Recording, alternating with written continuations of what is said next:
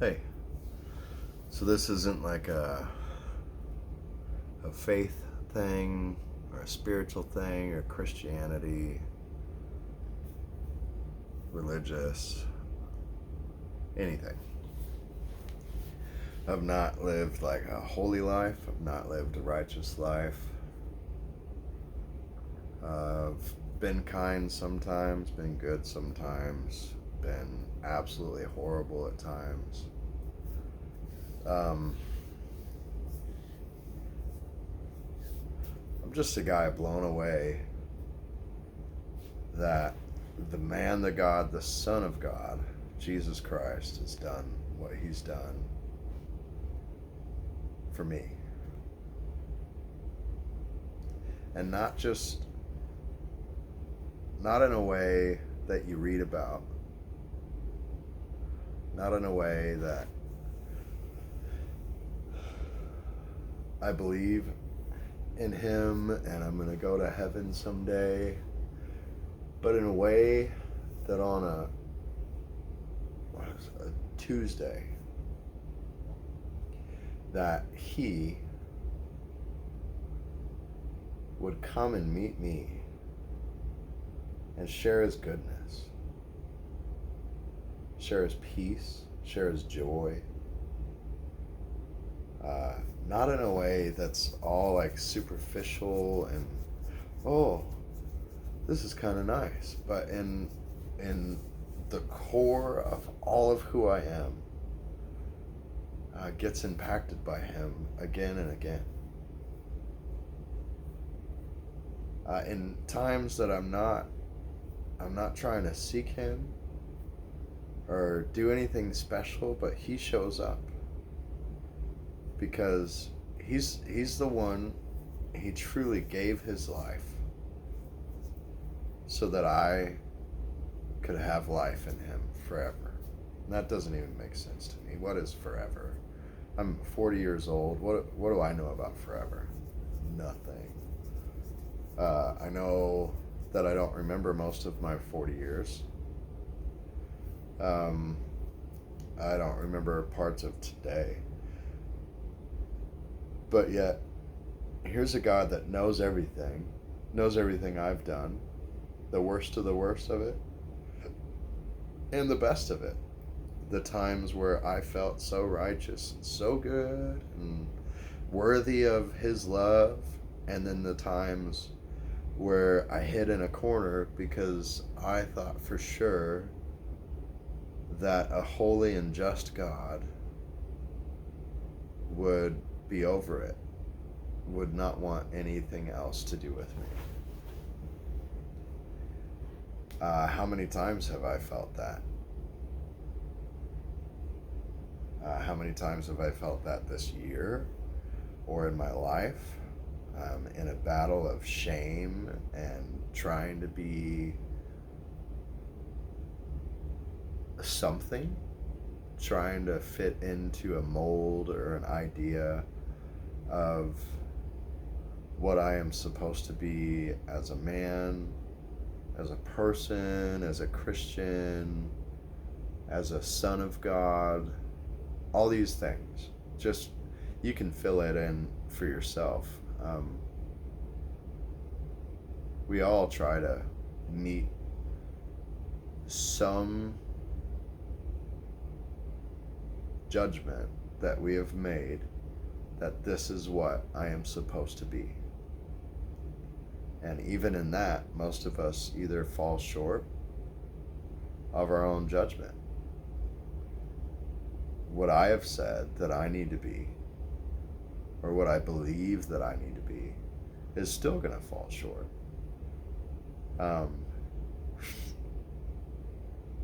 And Jesus said that like nothing,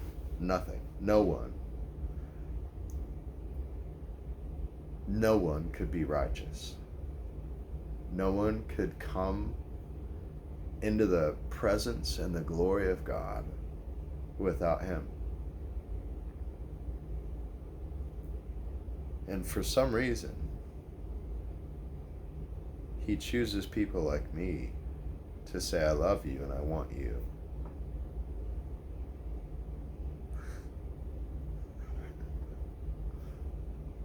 me. I don't, I'm nothing special. I don't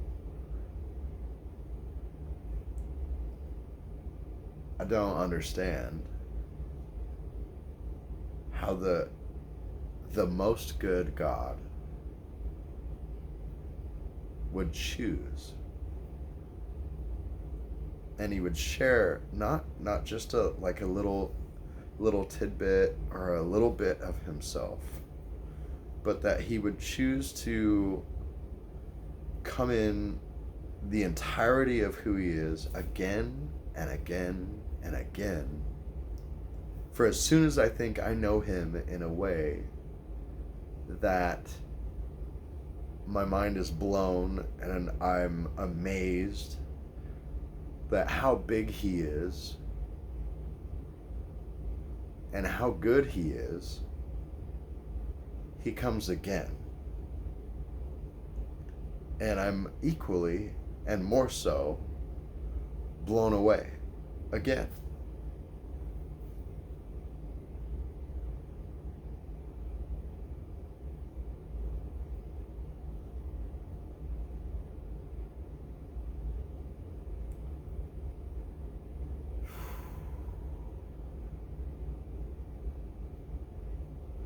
At the end of all of it, Christian, not Christian, atheist, agnostic, Muslim, whatever anybody is,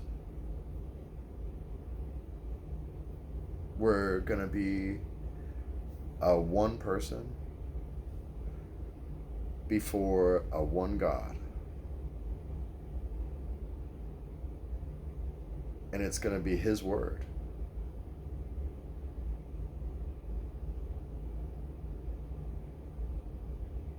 And because he chose to share himself with me,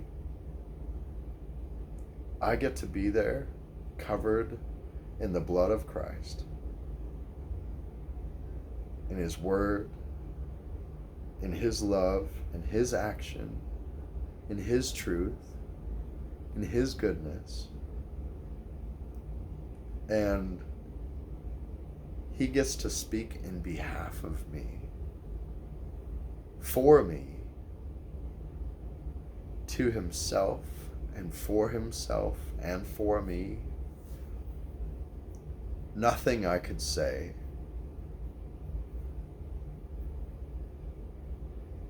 would earn anything. Nothing I could do would earn anything, except that he would judge me.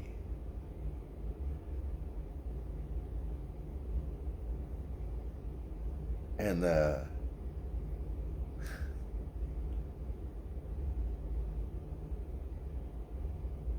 most overwhelming thing for me is that he willingly was nailed to a cross, was beaten, spit on, rejected,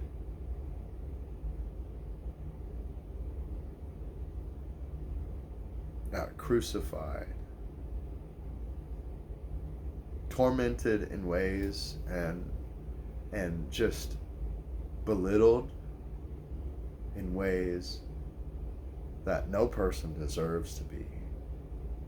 And he did that with people like me and you in mind.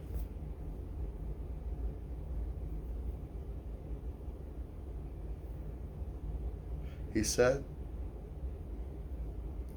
that the only thing that got him through it was the joy that was set before him. And that joy wasn't just like a thing or a moment, but it was a created people, us,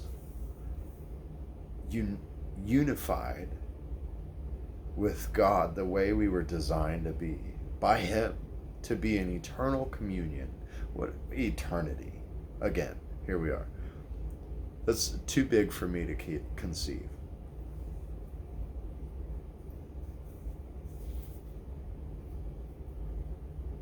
And that he would do that.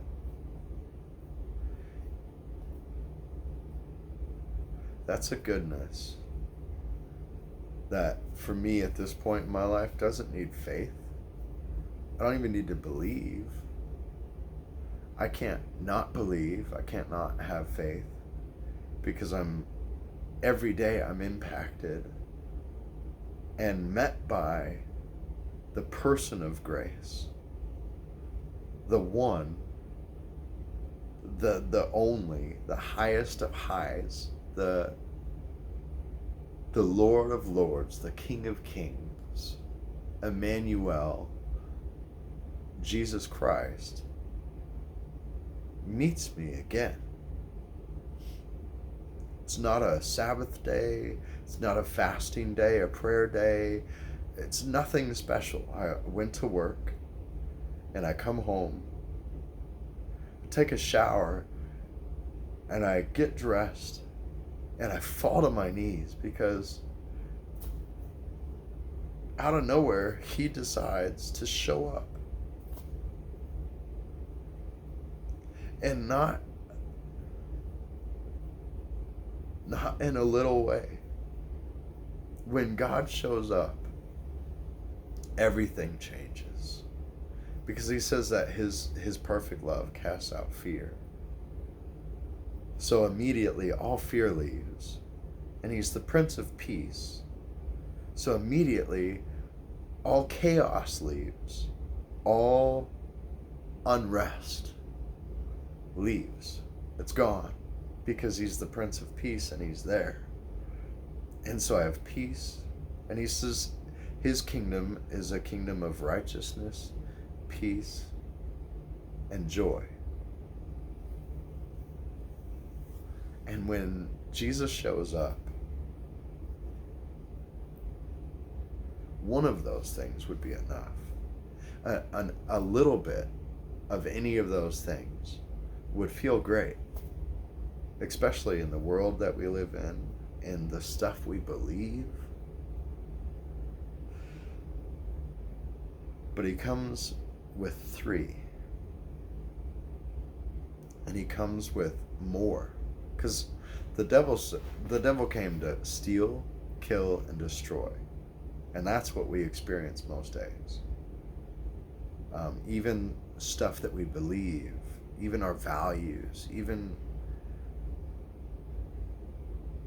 our own judgments of who we're supposed to be or not. It gets stolen from. It gets destroyed often.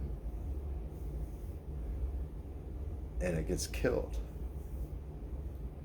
To where sometimes we're left wondering if he is even God, or if we're actually doing anything right. Yet he came, Jesus came, to give life, and life abundantly. Abundantly. Not just to show up and give you a taste.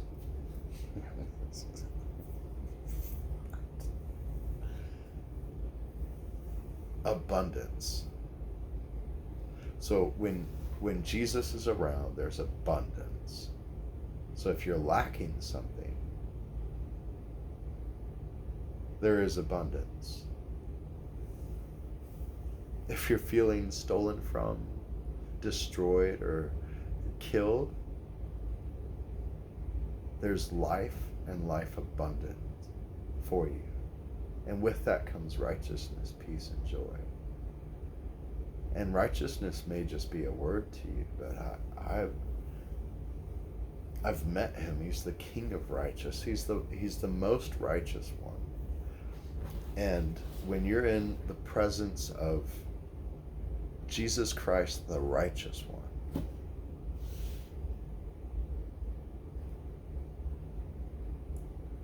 you are washed white as snow,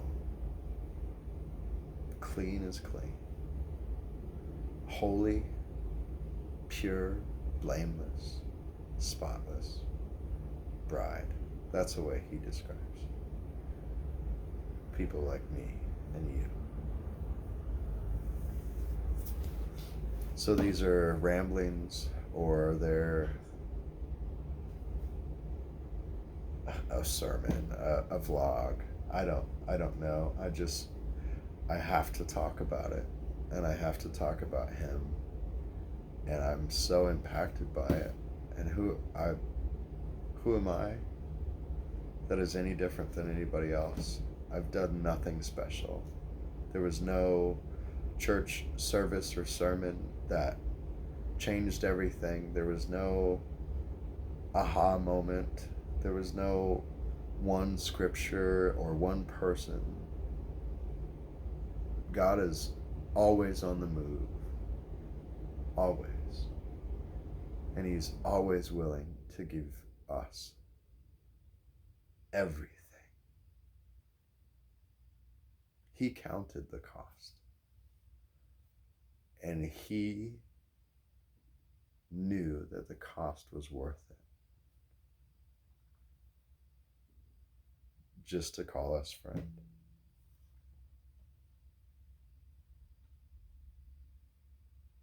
Forever. Not in a distant room, in a heaven somewhere after death.